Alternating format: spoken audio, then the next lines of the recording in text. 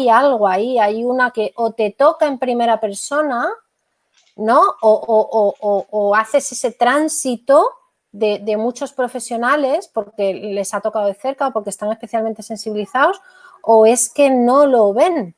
Y esto es lo que me resulta más doloroso de todo. Y creo que aquí está el germen del enfrentamiento que hay tan brutal entre las familias. Este vídeo que os voy a decir, que me siento plenamente identificada con él, es que es una cuestión de derechos. Gracias, Ruth. Muchas gracias.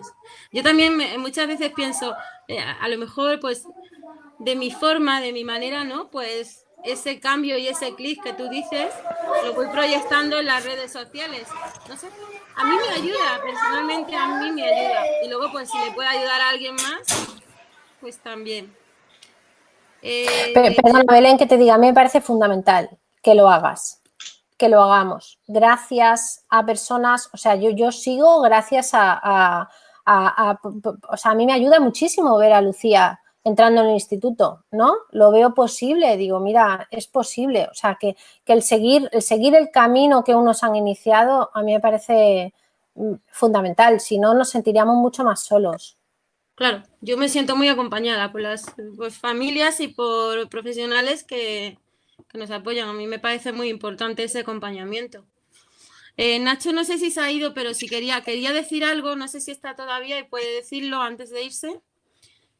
Se ha ido, creo Belén. que quería Bueno, decir no algo. sé si me Y oyes. si no, pues ya... ¿Nacho? ¿Me has oído? No. Belén, ¿me oyes? No te oigo, Sandra. Vale, ya me callo. No me hables porque no te oigo. No me hables. Dímelo por el chat. No, es verdad, no te oigo, lo oigo a todos, pero a ti no. Dímelo por el chat, porfa.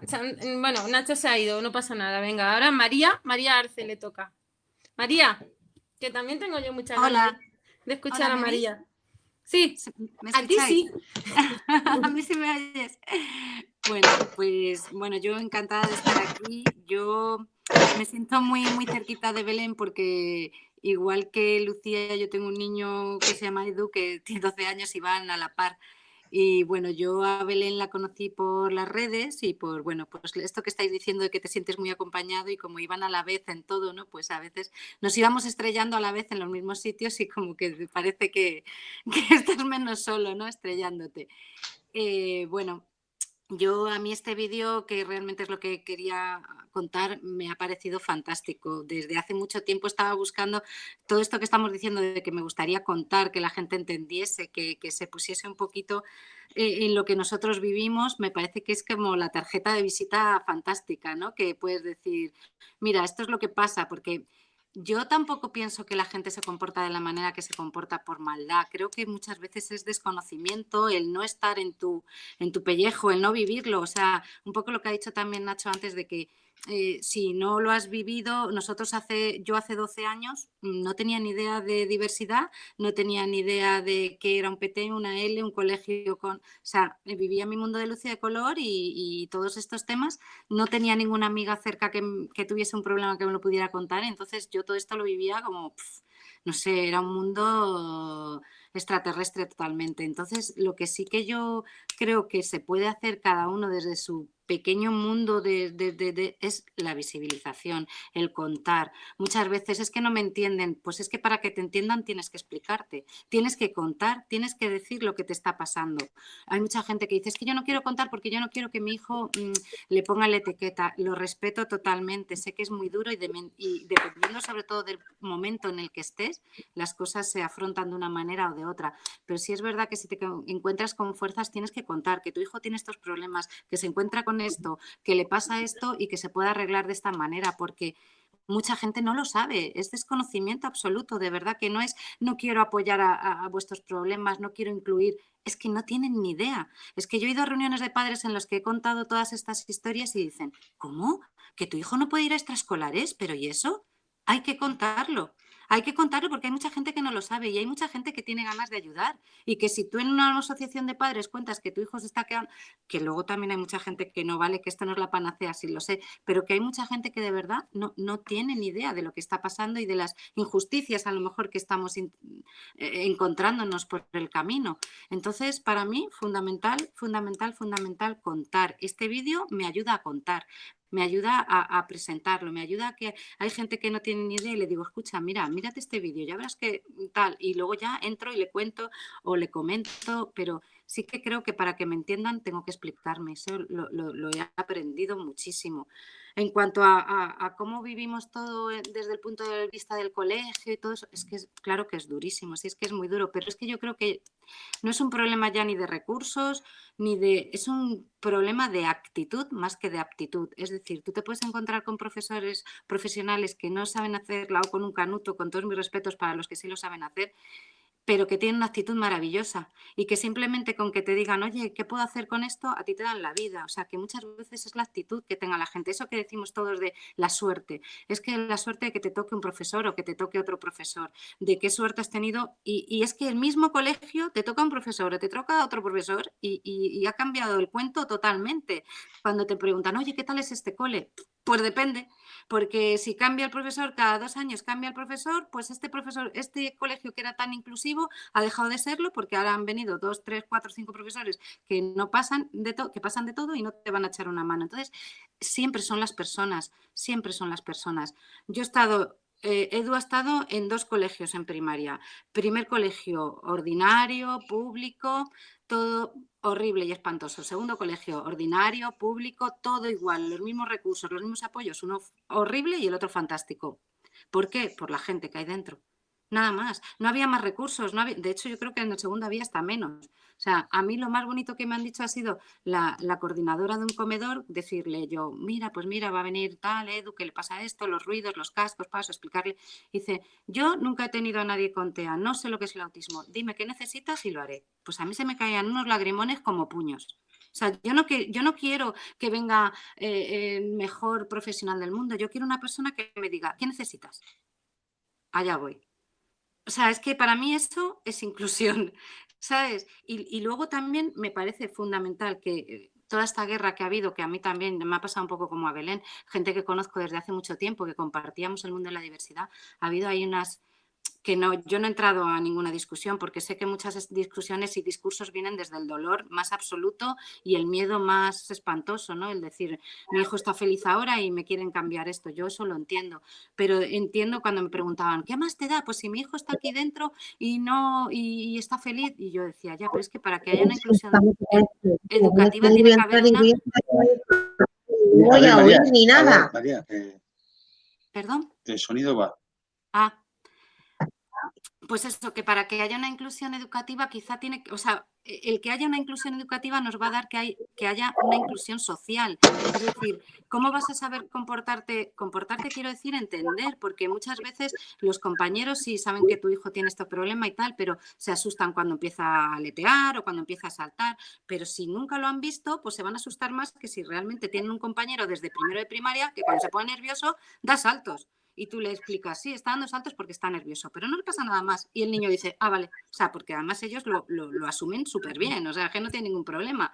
Pero si tú a ese niño cuando empieza a dar saltos ya le apartas, le llevas a otro sitio, jamás van a ver una situación distinta a ellos, pues luego esos niños son los que de mayores van a tener una empresa y no van a saber contratar ni van a querer, porque esa realidad es una realidad paralela que no existe para ellos. Entonces no va a haber nunca inclusión social si siempre vivimos separados. Entonces, yo más que por el tema de ahí va a estar mejor o aquí va a estar peor, es que me parece fundamental para que luego estén incluidos, porque cuando se termine el colegio, ¿qué pasa?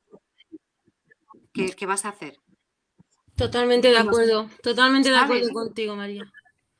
Entonces, me parece fundamental eso, que lo vean, que lo vivan y que lo entiendan. O sea, fundamental para que me entendáis, tengo que explicarme. Y para explicarme tengo que estar con vosotros y os lo tengo que contar. Y no hay más. Y nosotros, pues nuestro pequeño mundo. Yo en todos los coles que he estado me he metido en el AMPA, he hecho comisiones de necesidades, que mucha gente que decía, no, pero ¿para qué? Pues para contar, para explicar, para ayudarnos entre nosotros, para hacer lo que sea, hacer unas jornadas de diversidad, contar.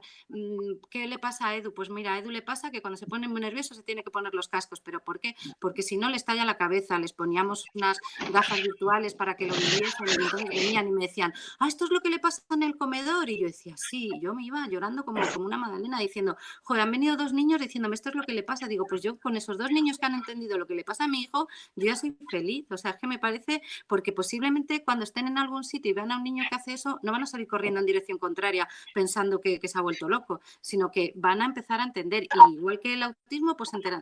A mí, yo al principio, cuando me juntaba en atención temprana con mamás que venían con niños pues con parálisis cerebral y tal, yo era la típica que les hablaba como si fueran también, hola, ¿sabes? Como si fueran pequeños y tal, pues nunca había estado. Y al final aprendes a decir, oye, ¿qué tal? ¿Y cómo está? Pero pues empiezas a hablar y preguntas y te contestan y tal. Hombre, evidentemente respetando siempre, cada uno está en su momento, eso es normal. Pero si no me cuentas, si no me explicas, no voy a poder hacer nada. Entonces, para mí, fundamental estar en el sitio que tengo que estar para contar. Sí, para que me entiendan. que no es fácil estar en ese sitio. Es un desgaste Que nadie se crea brutal. que eso es fácil porque no lo es, pero que sí es muy importante. Y lo que Eso decías de la actitud, es que hay algún micrófono encendido, creo. No sé quién está con algún micrófono. Lo que decías de la actitud, para mí ha sido lo fundamental, totalmente. O sea, yo no quiero hablar de mí porque hay mucha gente y quiero que todo el mundo hable, ¿no? Pero vosotros conocéis bastante bien mi historia. Y yo en los primeros años de primaria os puedo decir que de una mujer que decía que no quería que entrase mi hija porque le ponía nerviosa, se da de baja, esta mujer se da de baja.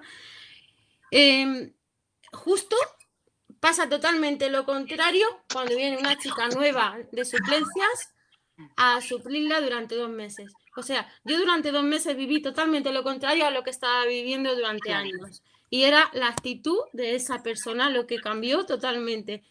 Desgraciadamente, pues esta chica en 2 meses se fue, pero nos tocó aguantar. Pero es que la actitud es lo más importante.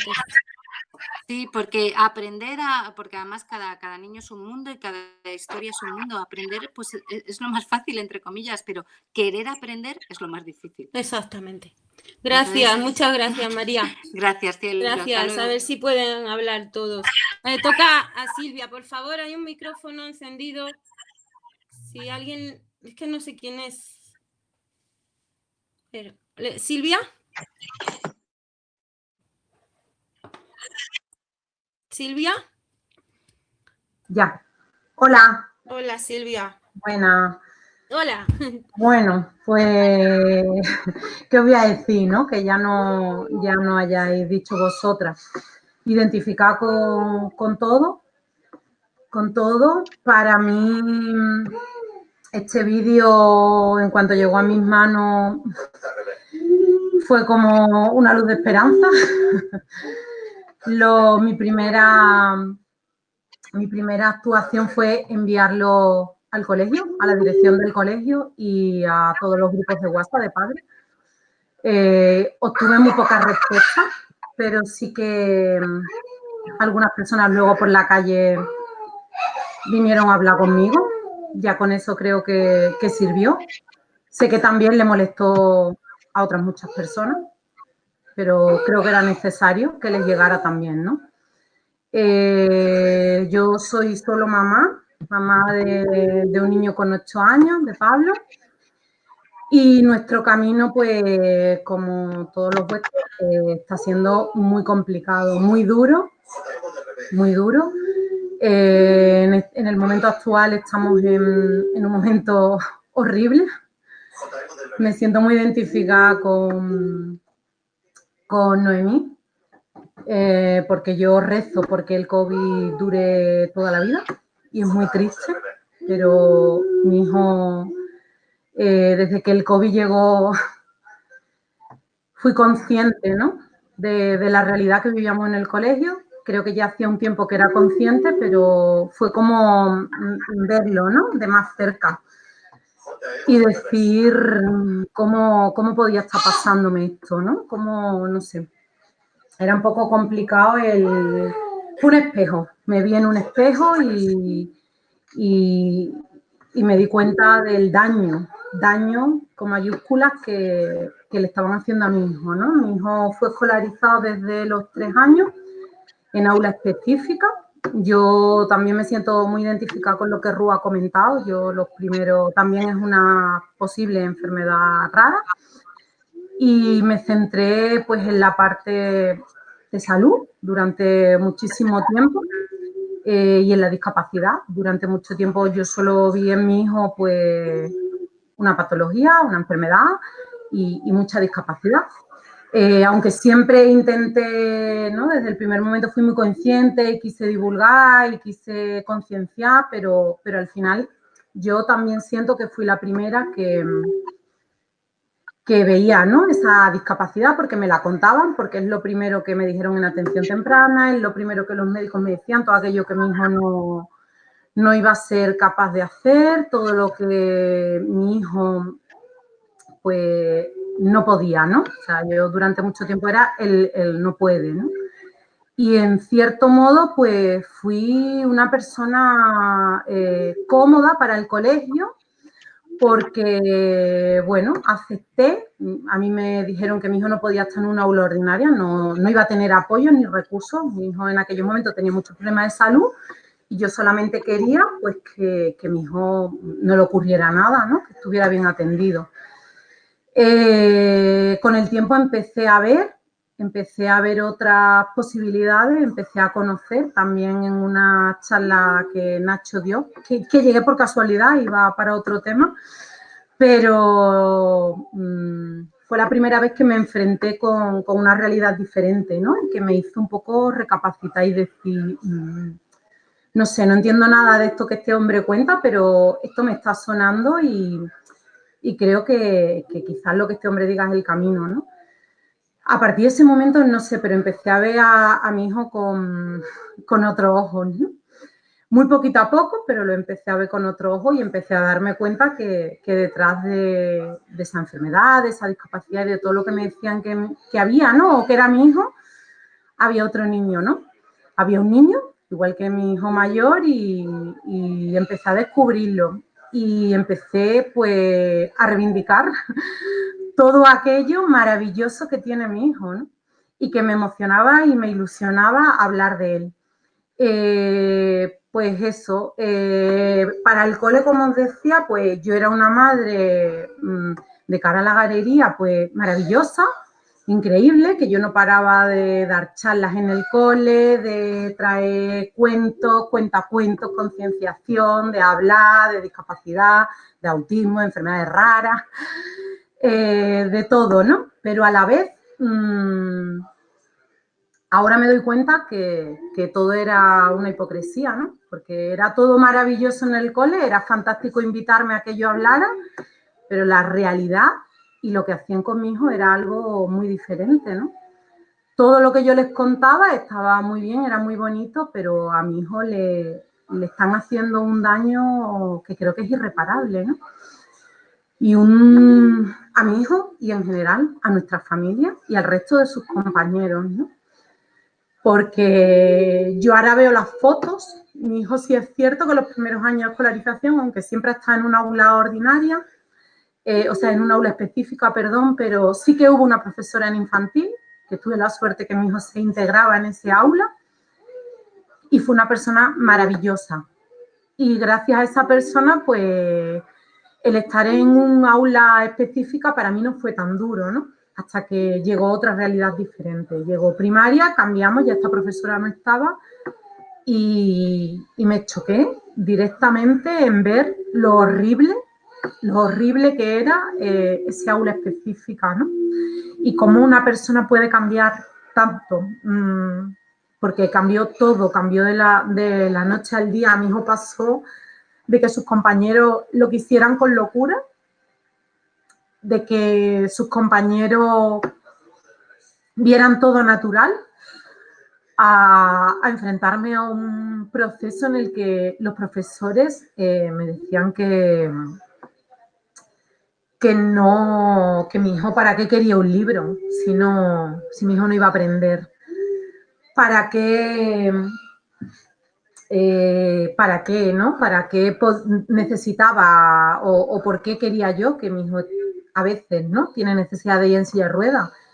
Si yo lo que quería era igualdad y mi hijo estaba, para ser igual que los demás, no podía ir en silla de ruedas. Yo llego a escuchar cosas de ese tipo.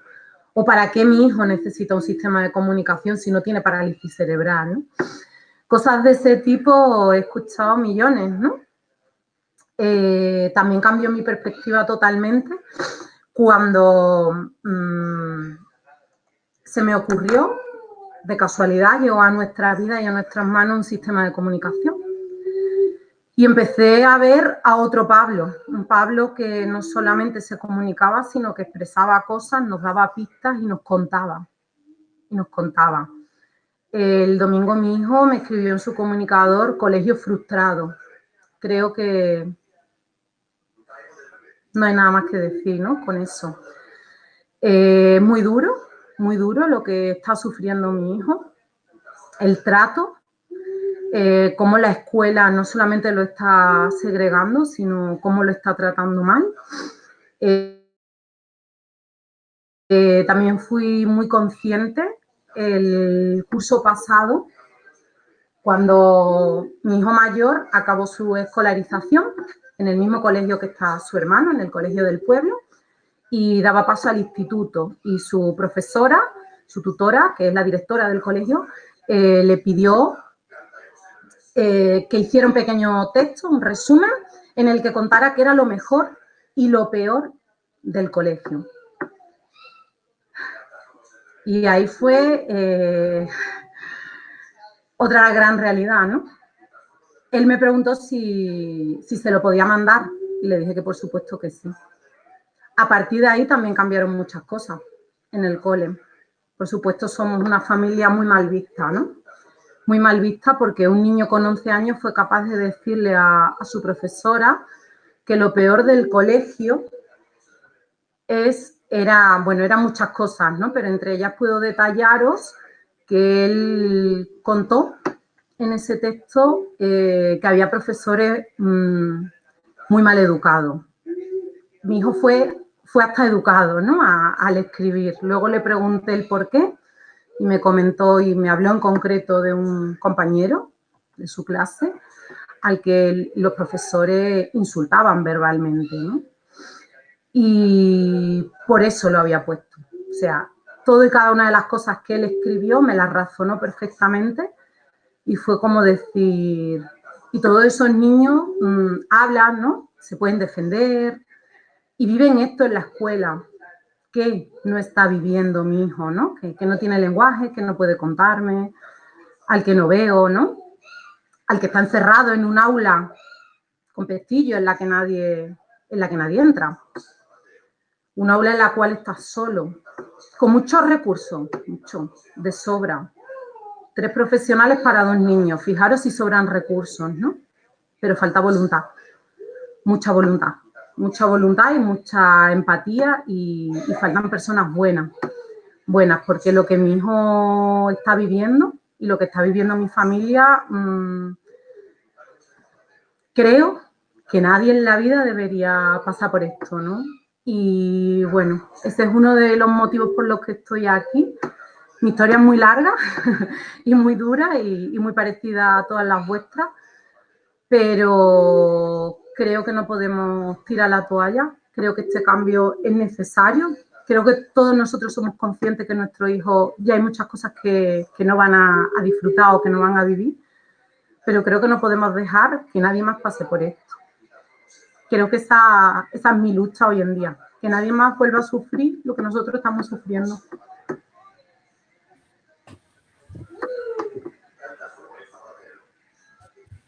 Gracias, Silvia, madre mía. Me has emocionado, Silvia, lo siento. Es que me he sentido tan reflejada en todo lo que has contado. Sí, me pasa lo mismo. Es increíble que pase esto y que mucha gente, o sea, que siga todo igual, que no cambien las cosas, Todo, que no pase algo que de verdad cambie todo esto. Ese sufrimiento que no te lo van a devolver, que está ahí, que nunca lo vas a recuperar. Nunca. Y que ahí se queda y que no solo afecta a tu hijo, sino a una familia entera.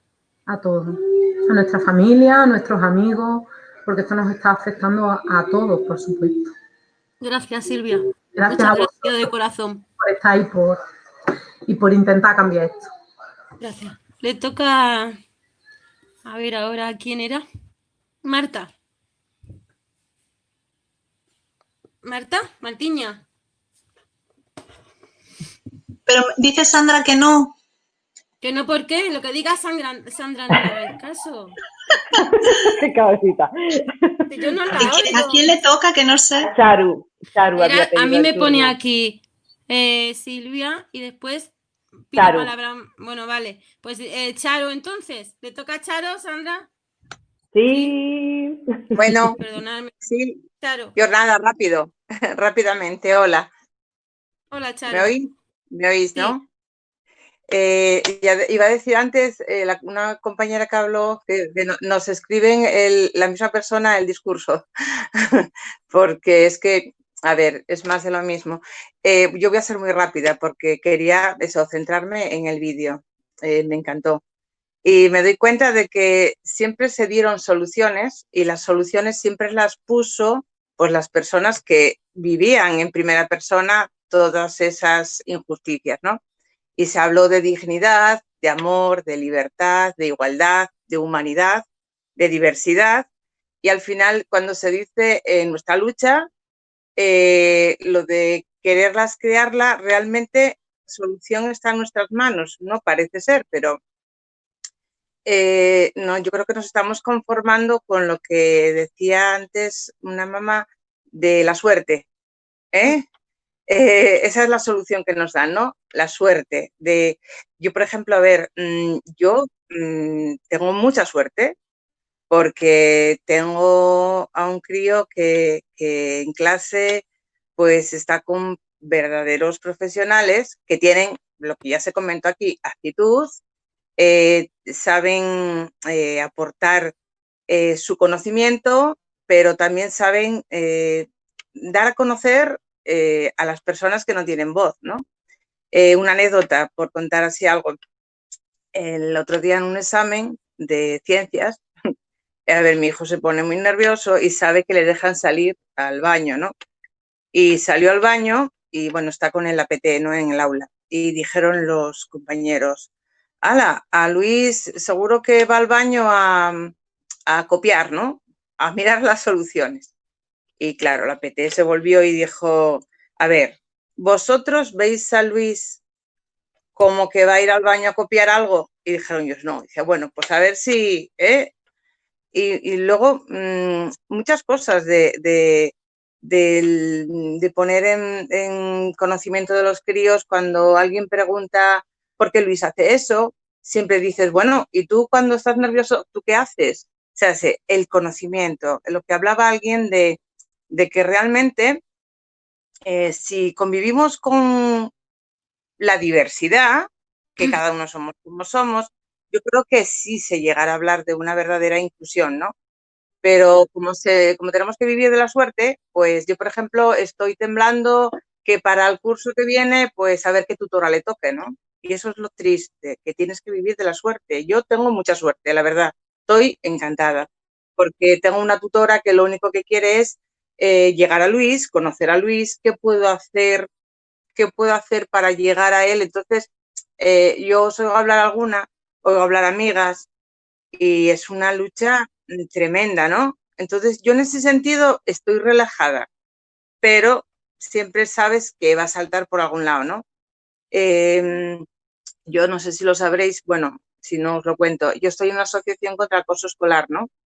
Y el acoso que se sufre en críos con discapacidad por parte de profesorado, por parte de alumnado, esa culpa mucha la tiene precisamente la asignatura esta perdida de que no nos conocemos, ¿no? De que no sabemos cómo somos, de que nos molesta lo diferente. Entonces yo creo que nos queda mucho por hacer, dar 2 pasos atrás, 1 adelante, pero que hay que seguir visibilizando Y bueno, cuestión de actitud, eso yo creo que es importante, ¿no? Y solución a nuestra lucha, pues yo creo que deberíamos empezar por la unión, ¿no? Por lo que es tener más unión entre nosotras mismas. Y un poco más que decir, la verdad es que... Gracias, Charo. Gracias. Nada, venga, Muchas gracias. a ti, Lucía, gracias. Le toca a Marisa, creo. ¿Marisa?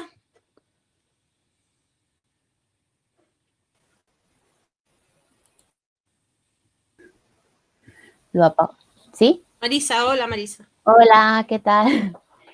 Yo ahora me siento mal porque todos tenéis una relación súper idílica con el vídeo y a mí me pasa con el vídeo lo mismo que me pasa con la carrera de pedagogía.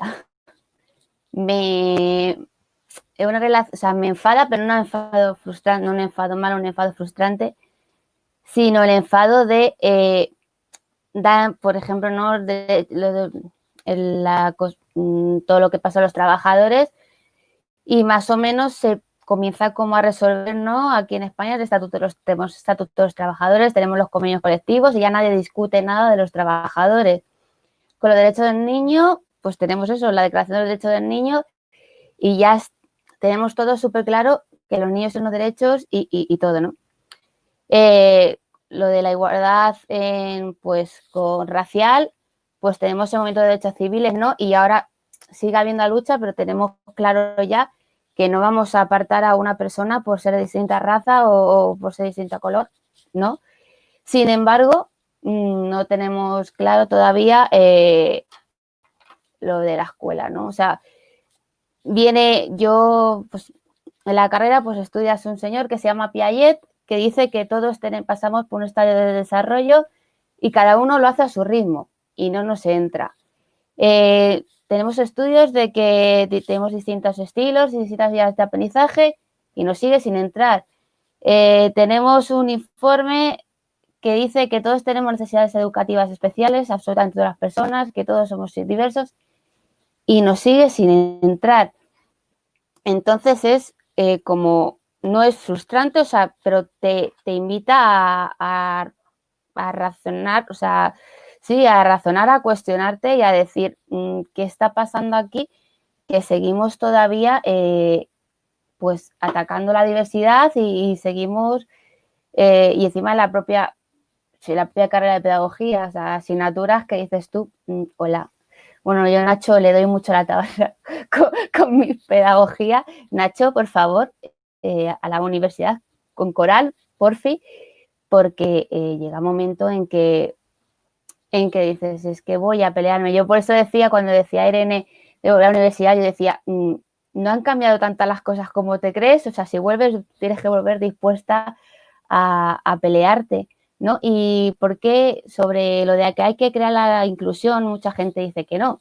Bueno, yo tengo un argumento aplastante para decir que sí, bueno, aplastante para mí, para lo demás, no sé.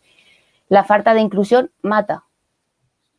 La falta de inclusión mata socialmente, mata laboralmente, pero mata literalmente, ¿no? Porque el acoso escolar que hablaba antes es algo que se da por la falta de diversidad, por la falta de inclusión. La inclusión no existe, la inclusión hay que crearla. Yo la inclusión la conocí a los 20 años y a mí la inclusión me salvó la vida. Y no me salvó la vida como un tópico, a mí me salvó la vida porque si yo no hubiera conocido la inclusión, por todo lo que yo he ido pasando a través de mi vida académica, el acoso escolar, los profesores con enovales, los departamentos de orientación del instituto que te quieren quitar de en medio, ¿no? Te pueden mandar a un PEMAR, a un PCPI, a una diversificación. A mí me dan diversificación, pero porque estamos hablando de hace bastantes años, les da igual, ¿no? Te quieren echar y te consiguen echar y te consiguen creer que eso, y te acaban anulando tanto como persona que te planteas pues cosas que son impensables, pero que... Y a mí lo que me da mucha rabia es que lo que yo he pasado en su día, hay chavales que lo siguen pasando, ¿no? Yo estoy trabajando ahora en un centro con menores y te cuentan cosas y dices tú, pero si es que esto lo he vivido yo, ¿qué estamos haciendo que no hemos cambiado absolutamente nada, ¿no? Y yo creo que por mucho que digan que vamos avanzando, hay que decirles, mira, vamos a avanzar más Y lo que comentabais antes, ¿no? Meterse pues eso en los consejos escolares, en las AMPAs, en todo lo que nos dé la oportunidad de plantar algo y de hacer que siga, ¿no? Y pues muchas gracias a todas, porque yo creo que vuestros testimonios son súper valientes. O sea, el que os plantéis y lo digáis y lo contéis, como ha propuesto antes Nacho, ¿no? Porque si callamos, ganan los que no quieren que hablemos, ¿no? Entonces, el sistema hay que tumbarlo. Y bueno, pues que a lo siguiente. Gracias, Marisa. Sí que eres valiente, ¿eh? Muchas gracias, Marisa. Le toca a Mariluz. Hola. Hola, Mariluz. ¿Me oís? Sí, te escucho. Bueno, antes de nada, muchas gracias por invitarme a participar. Menos mal que quedan pocos minutos, porque si no, tendríais que cortarme. Vale. Voy a empezar diciendo lo que me pareció el vídeo y voy a usar una palabra muy sencilla. El vídeo me pareció bonito y eso es absolutamente fundamental y es absolutamente contundente y también absolutamente necesario. Igual si explico un poco la biografía, entendéis por qué uso estos calificativos. Yo soy madre de 3 hijos distintamente capacitados, el más pequeño de los cuales es el menos estándar. Menos estándar quiere decir que ha sido medido con pruebas que no habían sido pensadas para él, obviamente, pero bueno, no camina, no habla y tiene un certificado de 94%. Entonces, yo ahora mismo tiene 22 años, en todo momento me planteé para él una escolarización ordinaria. No le di más vueltas que la que me concede el derecho viviendo en un país como el que tengo. Entonces entiendo que debería tener acceso a los mismos derechos que sus hermanos y sus vecinos, sin más. La presión psicológica que se nos hizo inicialmente fue terrorífica. Cuando estaba escolarizado en infantil de 3 años, simplemente nos tenían miedo. Entonces no había mucha interacción, el peso educativo y sociológico lo llevaba íntegramente la familia, es decir, yo lo llevaba de 10:30 a 5 de la tarde, lo metía arquitectónicamente dentro de un edificio, pero todo el trabajo social, emocional, psicológico y educativo recaía sobre la familia. Cuando estaba en 4 años, más de lo mismo. Tan es así que recuerdo que su hermano mayor un día que se cruzó con la profe que le daba al etiquetado como discapacitado, me dijo, mamá, cuando te cruces con esta profe parece que haga frío. Creo que está todo dicho.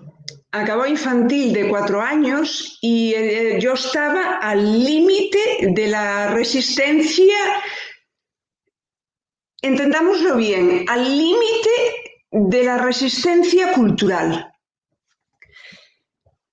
Yo tenía una mochila que me habían cargado el mismo día que mi hijo nació. El día que mi hijo nació me entregaron un problema y yo lo hacía lo mejor que podía. Ahí llegó una profesora nueva con 5 años y entonces yo simplemente, además lo habíamos hablado en casa y dije, bueno, voy a hacer un último intento porque empezaba a dudar, no es posible que el mundo entero esté equivocado. Entonces lo habíamos hablado y pensamos, bueno, hago un último intento. Si no funciona, lo desescolarizamos.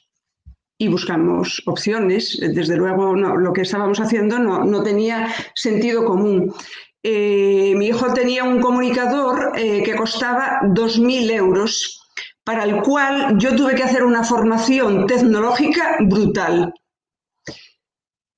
En el colegio no lo usaban, lo paseábamos. Mi hijo no quería llevarlo, porque al fin y al cabo la comunicación es un pacto.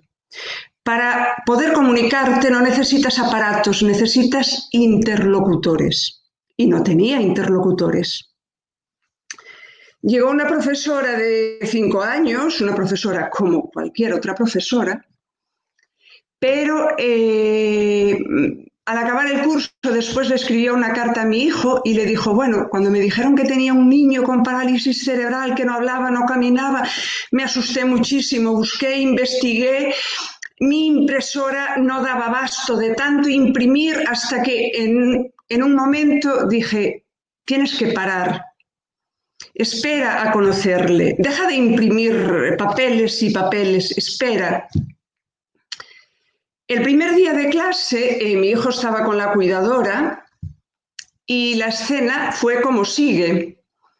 Esa profesora llegó, lo sentó en la alfombra y dijo, bueno, venga, vamos a presentaros. Y todos los niños se presentaban.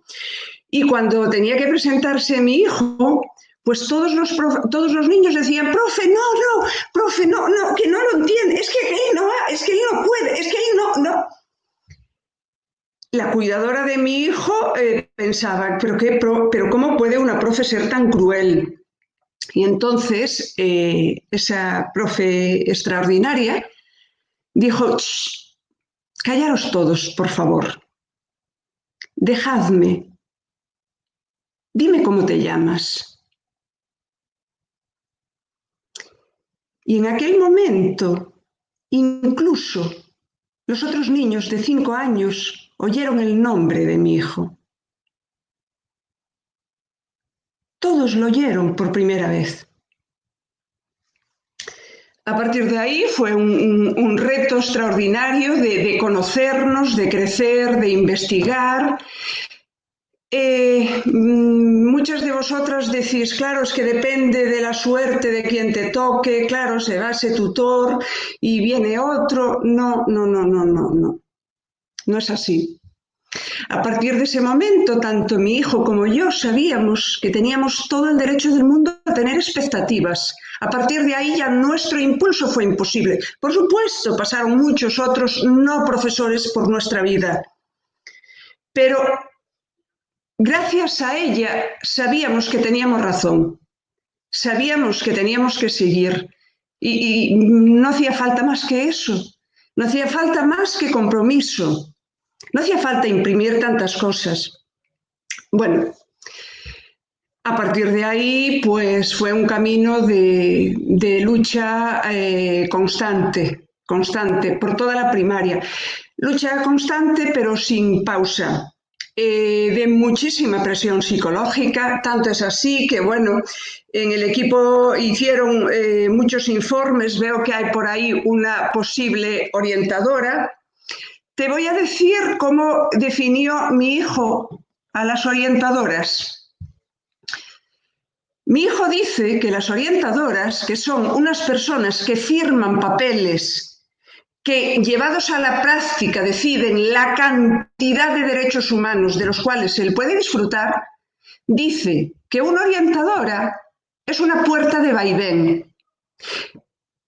Hay dos posibilidades con esa puerta, o te da una hostia en los morros o te da una hostia en el culo, pero la hostia te la da. Ojo con esos informes que hablan de incompetencias. Cuando seas orientadora, por favor, asegúrate de que en esos papeles esté escrito todo lo que sí pueden hacer. Bueno, pasamos por toda la primaria, eso con mucha lucha, la voy a abreviar, y llegamos al instituto. Olvidé comentar que cuando estábamos en primaria esa orientadora nos presionó tanto que hicieron informes diciendo que por supuestísimo nuestro hijo tenía que ir a un centro de educación especial. Bueno, lo llevé un mes y ya. Se hicieron también informes familiares cuestionándose si éramos los padres idóneos, porque por supuesto no asumíamos el diagnóstico de nuestro hijo. Entonces, para cubrirnos legalmente, cada día yo hacía un papel y lo entregaba por registro durante un curso entero a 40 kilómetros de donde vivimos, diciendo, mi hijo está escolarizado en este centro, vosotros queréis que lo escolarice en este, pero está en este, está atendido, y por si acaso se os ocurre hacernos cualquier parte de absentismo, lo que sea, que sepáis que está escolarizado en este otro centro. Eso es añadir kilómetros, despachos, unos tiempos que no tenemos. Antes Nacho dijo que le gustaría saber dónde está el clic que fuimos haciendo como familia en este peregrinaje. Cuando llegó esa profesora, que un poco lo que nos dijo es, tenéis razón.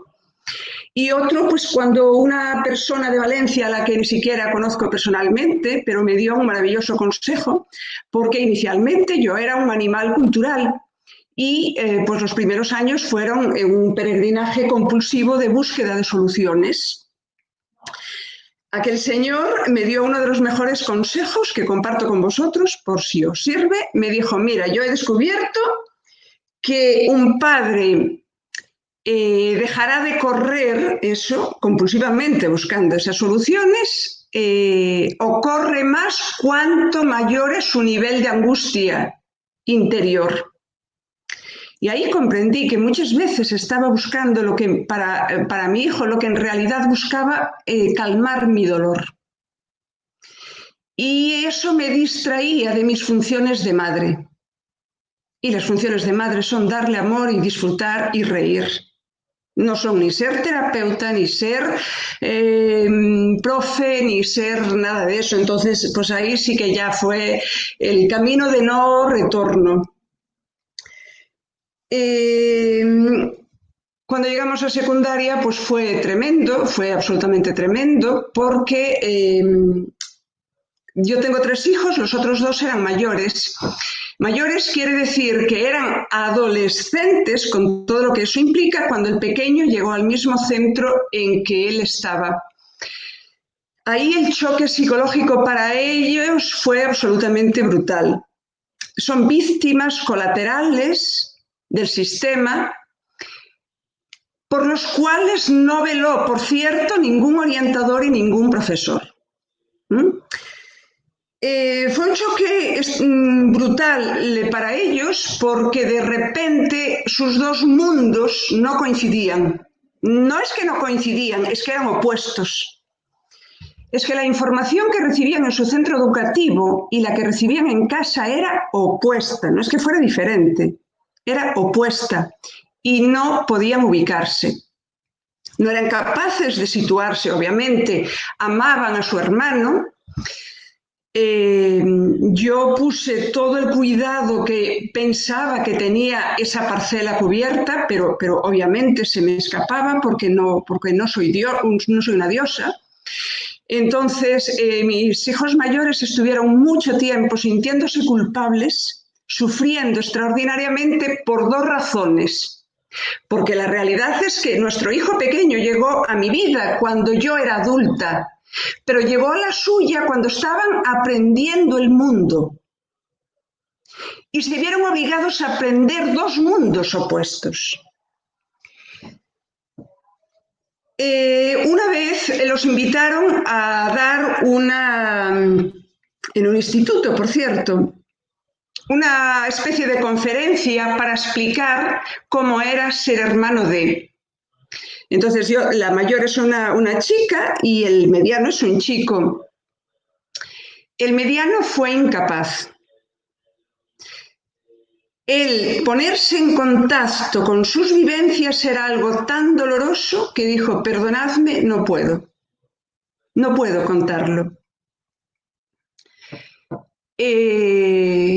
La mayor aceptó, le dijo, dime tú algunas frases y yo las digo en nombre de los 2. La mayor aceptó, yo pedí permiso para estar y me lo concedieron. yo no podía levantar la mirada del suelo cuando oía a mi hija con la que vivía todos los días y a la que yo creía que había protegido, confesar lo que sentía, lo que se siente en un instituto. Primero, cuando te sientes culpable por ser normal. Segundo, cuando te sientes culpable por sentir vergüenza de tu hermano que se daba. Tercero, cuando eres el hijo de los padres problemáticos del instituto, que obviamente lo somos por definición. Y así fue como vivieron su adolescencia de adolescentes. Es uno de las llagas más profundas que tengo, porque no hay derecho. No hay derecho. Bueno, a mi hijo le preguntó una vez un periodista, cuando terminó la secundaria, le dieron un premio y le preguntó un periodista, ¿cuál crees que fue, cuál es para ti el secreto de tu éxito? Y yo, que estaba escuchando, pensé, pero vaya periodista más gilipollas, o sea, ¿cuál va a ser el éxito? O sea, el éxito, estudiar, obviamente, pensaba yo en mi cabecita. Curiosamente, esa no fue la respuesta de mi hijo.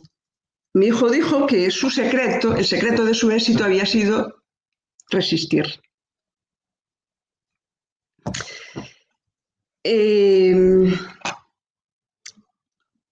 Cuando hizo la selectividad, cuando él terminó cuarto de ESO, nos llamaron a una reunión en el mes de abril, estaba en cuarto de ESO con todos los exámenes aprobados. Ni que decir tiene que cada año yo me tenía que le hacían adaptaciones curriculares y cada año yo me tenía que leer objetivo por objetivo, contenido por contenido, estándar de aprendizaje por estándar de aprendizaje, para asegurarme de que no le podaban el currículum, para que los profesores pudieran navegar más cómodos. Nos convocaron a una reunión a la familia y yo lo que hice ya me lo olía, entonces me preparé mi carpetita de legislación debajo del brazo y allí fuimos, mi marido y yo, estábamos de este lado de la mesa, nosotros dos, del otro lado de la mesa, el director del instituto, la jefa de estudios, el secretario y la orientadora.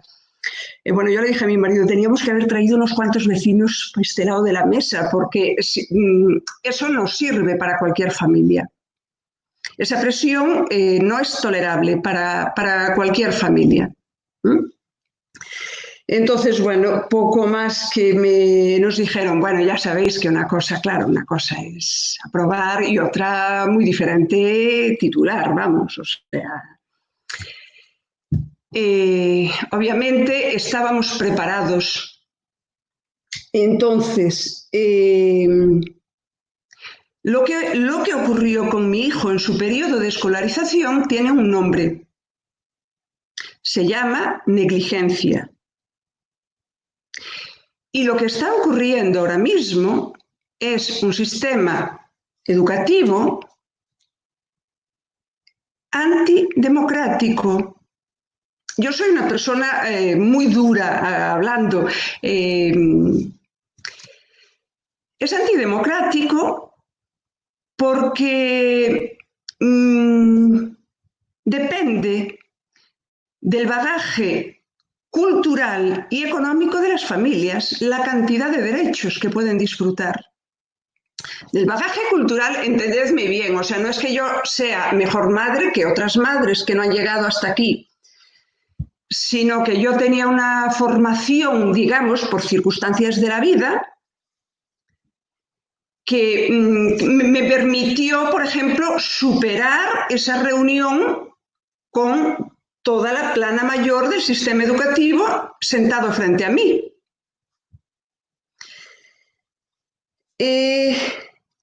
La nueva ley no va me da igual cómo esté redactada, no va a conseguir una escuela inclusiva. La escuela inclusiva la conseguiremos cuando cambiemos la cultura inclusiva. No hay otra forma de hacerlo. Sería maravilloso que fuera así, pero no lo hay. Hablamos de otras familias que van a centros específicos. Antes de que hubiera esta polémica, familias que tenían sus hijos escolarizados en centros específicos a veces me hablaban, ¿cómo diría?, agresivamente. Yo pensaba, no es posible que yo les caiga mal porque no me conocen. El problema es que yo había elegido un camino que estaba resultando doloroso para ellos. Un camino hecho para ellos de dolor y de miedo.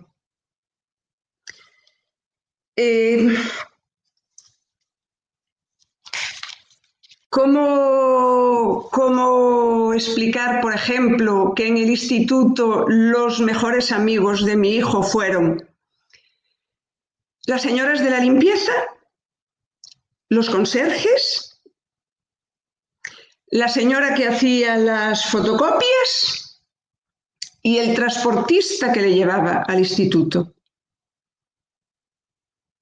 Esto es una realidad.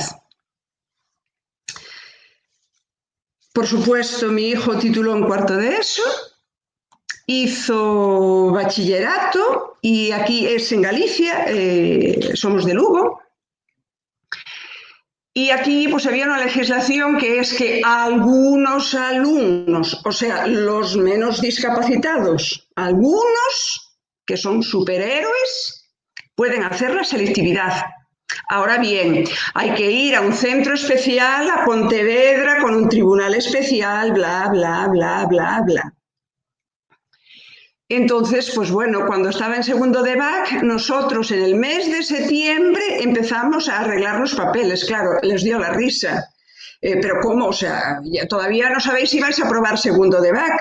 Bueno, sí, pero es que como es posible que haya problemas, yo tengo que tener ya la respuesta para que me dé tiempo a ir a nivel judicial a reclamar todo lo que yo quiero, porque no estamos para perder el tiempo.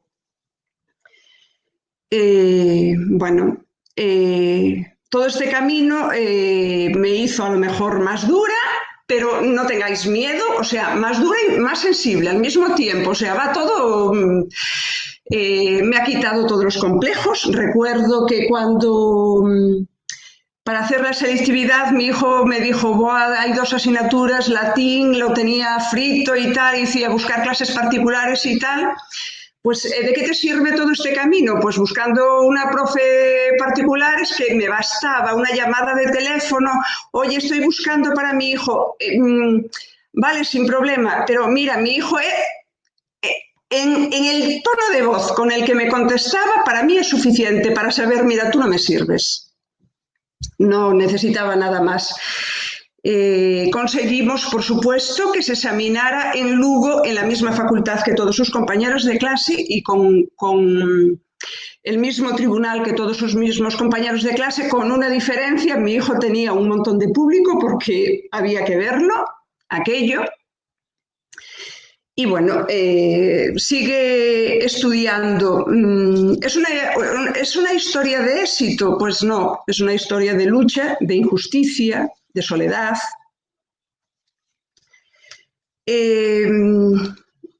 Ahora mismo hemos procurado enseñarle sobre todo a ser ciudadano. A la futura orientadora, por ejemplo, les recomiendo que miren lo que pone en el currículum de secundaria y de BAC. Pone un montón de articulado, pero pone uno fundamental que no sé por qué se nos olvida siempre, que viene a decir algo así como el fin último de la educación secundaria es posibilitar que cada quien pueda desarrollar un proyecto de vida digno. Dejémonos de chorradas, al final lo fundamental es eso. Le hemos enseñado a luchar y A veces me gustaría no haberle enseñado tanto, porque ahora nos para los pies y nos dice no te metas en lo que no te importa. Una de las cosas que más le agobia es lo que fue él quien me lo explicó, lo que era el porno inspiracional. Me dijo que estaba hasta los putos huevos de tener que ser modelo para los demás, que le dejen de una puta vez ser diferente. ¿Qué es eso de que los demás se inspiren cuando tienen problemas en la vida, que miren hacia él y consideren que eso es inspirador? ¿Pero inspirador lo qué? ¿Inspirador lo qué? ¿Qué prejuicios encierra esa inspiración detrás? O sea,